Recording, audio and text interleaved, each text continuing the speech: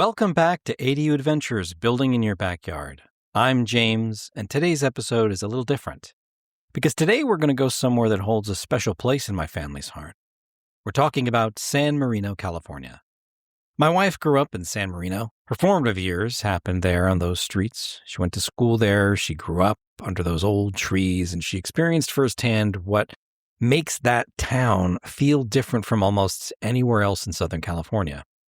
When she talks about her childhood, she isn't just talking about the house or describing the yard. She's describing a place that felt permanent, felt steady, like it had been arranged carefully a long time ago, and everyone had quietly agreed to keep it that way. And here's the thing, they kind of had. San Marino might be one of the most intentionally unchanged cities in California.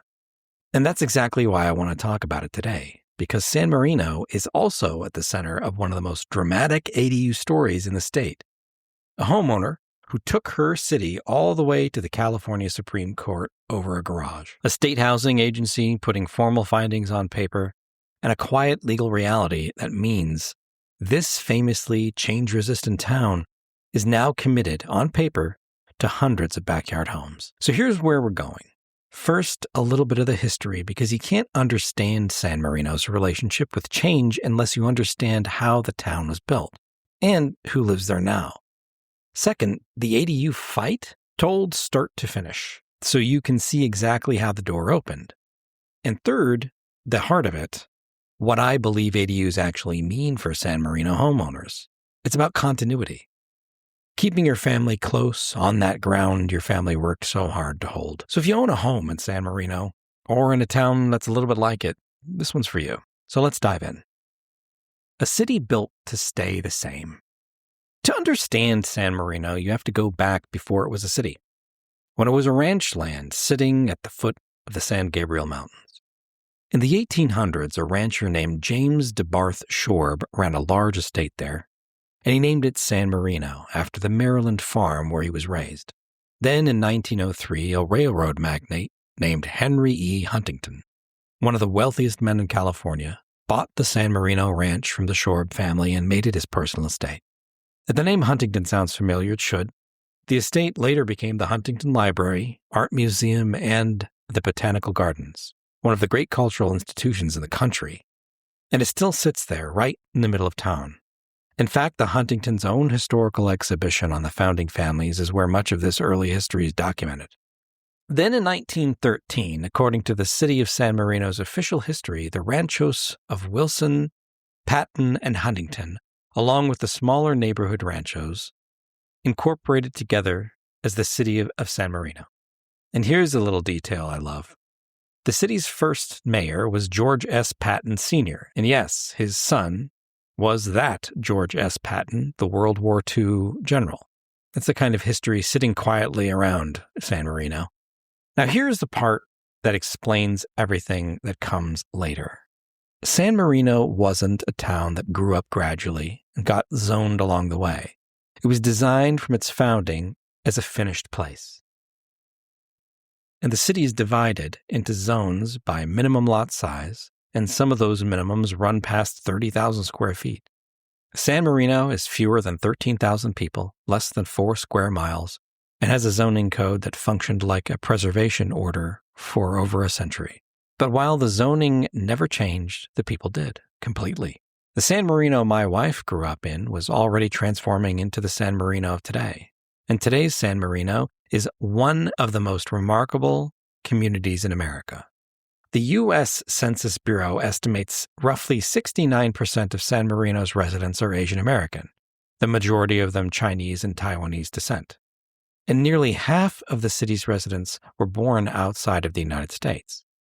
Starting in the 1980s, successful immigrant families arriving in the San Gabriel Valley set their sights on the region's most prestigious addresses, and San Marino was at the top of that list. These are families who didn't inherit San Marino. They crossed an ocean, built businesses and careers, and bought into San Marino deliberately, often specifically for the schools and the stability as the accumulation of an enormous family effort. And here's why that matters so much for today's topic. For many of these families, multi-generational living isn't a trend or a compromise. It's the natural shape of the family.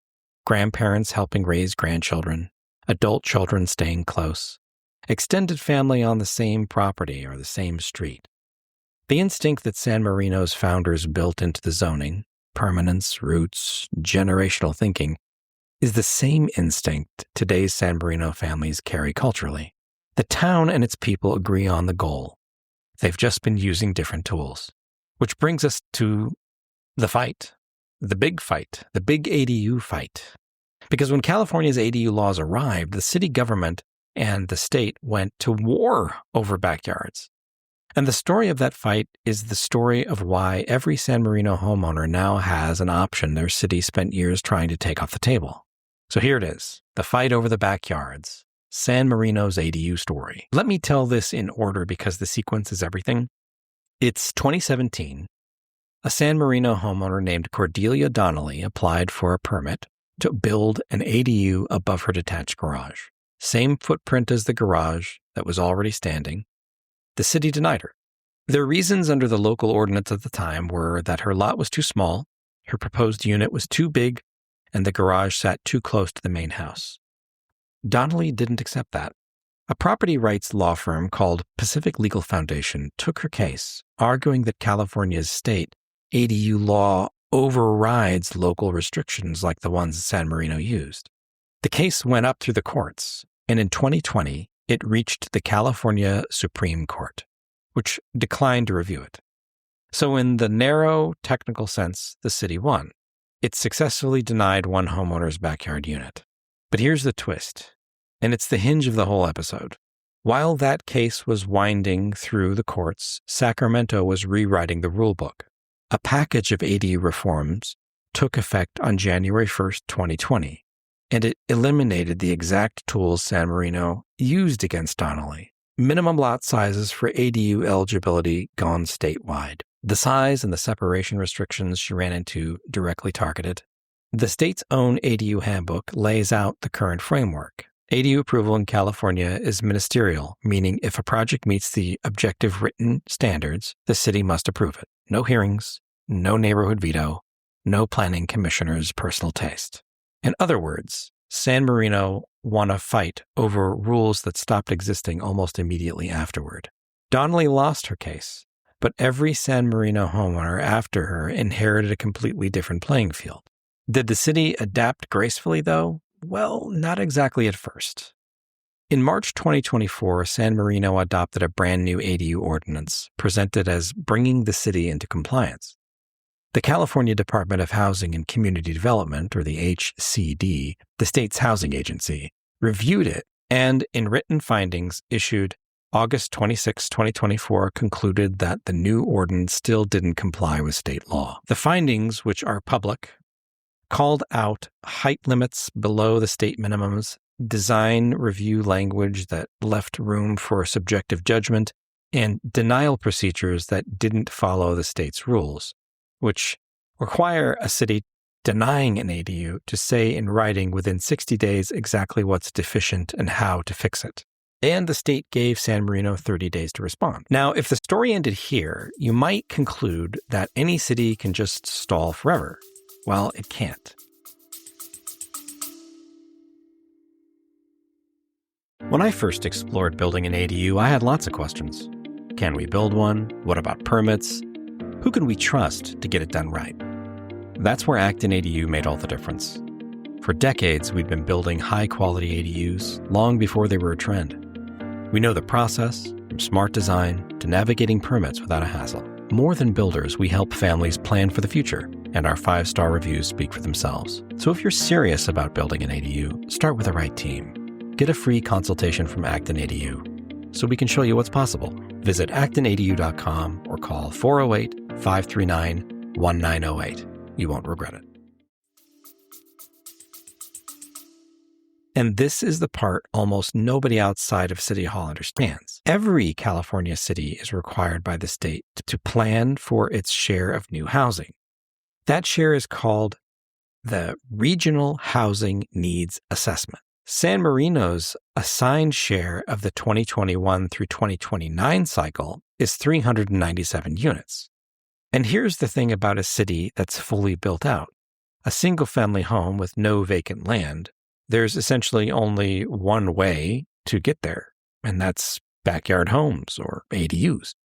In fact, the San Marino Tribune reported numbers when the city's housing plan moved forward in 2024. Based on roughly 100 ADUs permitted between October 2021 and June 2024, the city's state-accepted housing plan anticipated a total of 287 ADUs built in San Marino during this cycle.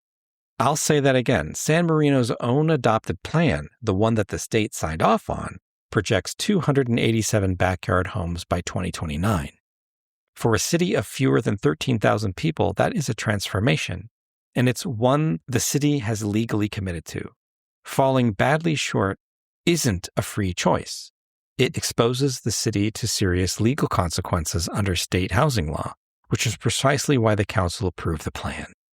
And the tone at City Hall tells you everything about how we got here. At the November 2024 council meeting, where the housing plan advanced, one councilman compared the vote to being a kid forced to eat Brussels sprouts.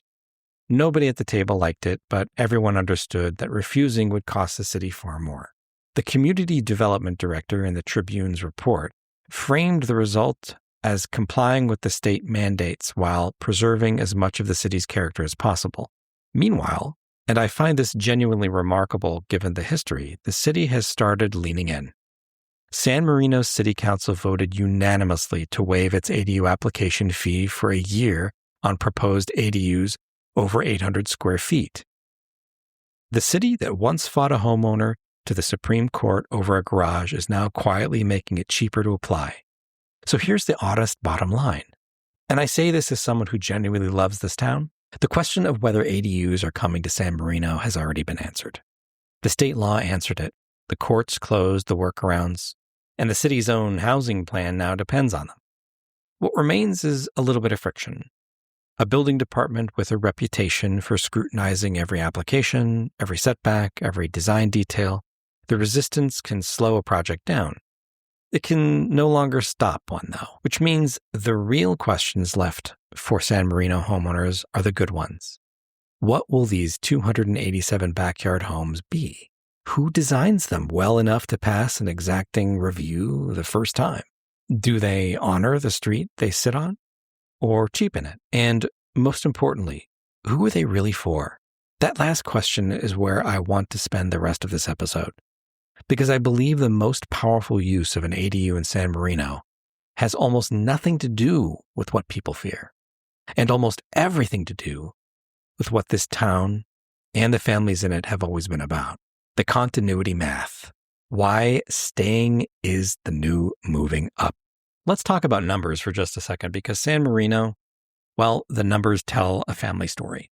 According to Redfin, the median sale price in San Marino was $3.13 million as of May 2026, up 2.7% year over year. And Homes.com runs the affordability math right on its San Marino page using the standard 28% rule. With 20% down on a 30-year mortgage at recent rates, a buyer would need to earn roughly $640,000 a year to afford the median home there. Let that sink in for a second. $645,000 a year to buy into the town where your kids grew up. So here's the uncomfortable truth for San Marino families, and I mean this with respect. The greatest threat to the character of your family's life in San Marino is not an ADU in somebody's backyard. It's the fact that your own children, in most cases, will never be able to buy a home there. And for so many San Marino families, that lands with particular weight. If your family crossed an ocean to get here, if buying into San Marino was the summit of a generational effort, then the idea that the next generation gets priced right back out isn't just a housing statistic. It undoes the climb. This is a town full of families who moved mountains to get in, just like my wife's family. And in no small part, it was for the schools. Great Schools data notes that San Marino's 4 public schools carry an average rating of 10 out of 10. Families who are already there are holding something that is very close to impossible to replace. Which brings me to what an ADU actually is in a town like San Marino. It's not about density. It's not an income play. It's a continuity tool. And for a community where multi-generational living is already the cultural norm, it isn't even a new idea. It's the family structure you already have, finally given to its own architecture. Picture the 2 most common versions. Version 1, the launch pad. Your daughter finishes school. She's building a career, maybe starting a family of her own. Buying in San Marino is out of reach, and renting nearby drains everything she's trying to save. A beautifully designed ADU on your property gives her a real home. Private, dignified, hers. And your grandkids grow up steps away in the same town, walking toward the same schools that shaped their mother. Version 2 is the house swap. We see this a lot in the Bay Area too. This is the one I find the most powerful. At some point, the big house becomes a lot of house. Stairs, maintenance, rooms nobody opens. The traditional answer is to sell and downsize out of town. And just like that, decades of roots are gone. The ADU answer looks completely different. You build a single-story home in your backyard, designed from day one for aging in place. You move in. Your son or daughter's family moves into the main house. The grandkids walk to the same schools their parent walked to. Their grandparents are 30 feet away, not 30 minutes, not a plane flight away. Nobody leaves. The family holds its ground. Now, 2 financial realities you need to understand before you get excited. And please hear the disclaimer first. I am not a tax advisor, an attorney, or a financial planner, and California property tax law is genuinely complicated. So talk to a qualified professional before acting on anything I'm about to say, because this is just me and you right now. I'm just telling you my ideas. First, the good news. Under Proposition 13, the law that caps how fast California property taxes can grow, your property generally can't be reassessed just because time passes. Reassessment is triggered by a change of ownership or by new construction. Building an ADU counts as new construction, but here's the key. Only the new value of the ADU gets assessed. Your existing home keeps its existing Prop 13 assessment. You are not resetting decades of tax protection by building in your backyard. County assessors publish this guidance all over the place, so you can check it out online. Second, the reality that makes planning urgent. In November 2020, California voters passed Proposition 19, and it changed how property passes to your kids. According to the State Board of Equalization, the parent-child exclusion from reassessment now applies only if the child moves in and makes the home their principal residence. And even then, it's capped. The current cap protects the home's assessed value plus about $1 million. Anything above that gets added to the taxable value. Now, run that against San Marino. If your home was assessed decades ago at a fraction of today's value, and today's market value is $3 million or more, that gap can blow right past the cap, which means the old assessment, the one that says kids will just inherit the house someday and it'll all work out, is shakier than it used to be. I'm not going to model the math on this episode. That's really not what it's about, because every family situation is different, and this is exactly the territory where you would need a professional at the table. But here's the strategic point I'm trying to make, and it's the whole reason I brought it up. The families who keep their ground in San Marino over the next 30 years will be the families who planned for it deliberately during their lifetimes, not the ones who assumed it would sort itself out. An ADU designed well and built right is one of the most concrete physical forms that planning can take. One more thing, and in San Marino, it's not a small thing.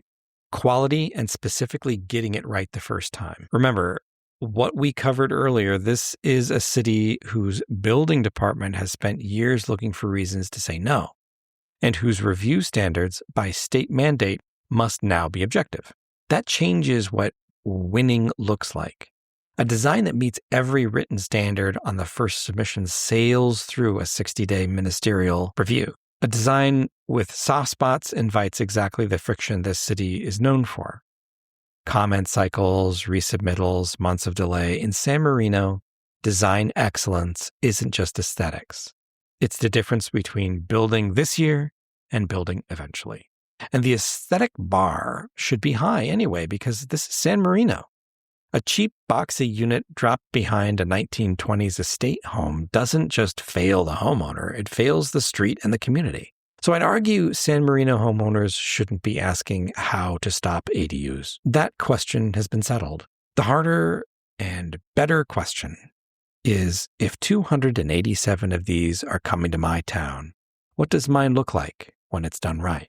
Designed to the standard of the neighborhood, engineered to pass an exacting review the first time, built to last as long as the main house, and serving the family that already lives there. Built that way, an ADU isn't a threat to San Marino's character. It may just be its strongest defense. I want to close the loop on something personal. When my wife talks about growing up in San Marino, she's really talking about crossing that ocean. She was born in Taiwan and moved over with her family, and she doesn't lead with the architecture of the property or its property values. She talks about that feeling she gets when she's there, the quiet streets, walking to school, seeing the same families year after year. The sense, as a kid, that the world was stable, that adults had built something solid, and you could just grow up inside of it. That feeling is the actual asset, not the house, not the continuity. And here's what strikes me now. All these years later, helping families plan spaces like this for a living, that feeling she carries wasn't an accident. It was built by parents and people who made deliberate choices about where to plant their families and how to keep them rooted. Some of those families have been on the same street since the Pattons were neighbors. Others arrived from Taipei or Hong Kong, Shanghai, with living memory and made the same choice with even higher stakes. Different journeys, but identical instincts. Plant the family somewhere worth staying and hold on to it. At Acton EDU, we call this family integrity planning. And honestly, San Marino might be the purest example of why it matters. It's the idea that your property isn't just a financial asset. It's the physical foundation of your family's story. And with intention, it can keep serving that story across generations. Aging parents close, but independent. Adult kids with a real path to stay. Grandkids growing up with the same sense of permanence their parents had. A town like San Marino was built by people who thought in generations. And it's home today to families who think exactly the same way, and to a city that takes pride in preserving that feeling. Honoring that legacy isn't about freezing everything in place. It's about making sure the next generation of your own family inherits more than a photo album. They inherit the ground. So with that, thank you. Thanks for joining us. If today's episode got you thinking whether your family has held its ground in a town like San Marino for 60 years or crossed an ocean to claim it, or you're just starting to imagine what continuity could look like on your property, I want you to know this kind of planning is exactly what we do at Acton EDU has been building for more than 35 years. And we don't just build ADUs, we build homes that last and legacies that outlast us. Family first, transparent, no surprises, one-stop shop. If you're ready to explore what's possible, visit actonedu.com or give us a call for a free consultation. And one quick reminder, nothing in this episode is financial, tax, or legal advice. For anything involving property taxes, Proposition 19, or your family's estate, please sit down with qualified professionals. Every situation is different. Every property is different. And city regulations change. Always verify current local jurisdictions before you plan anything. Okay? So thank you for listening. Thank you for caring about your family's future. And we'll see you next time. I'm James, and this has been ADU Adventures, Building in the Backyard. This episode was sponsored by Acton EDU, the experts in high-quality, long-lasting ADUs. With over 35 years of experience in California, Acton handles everything from design to permits to construction and makes the process seamless for homeowners. If you're thinking about building an ADU, visit actonedu.com or call 408-539-1908 to get started. Thanks for listening to ADU Adventures Building in the Backyard. See you next time.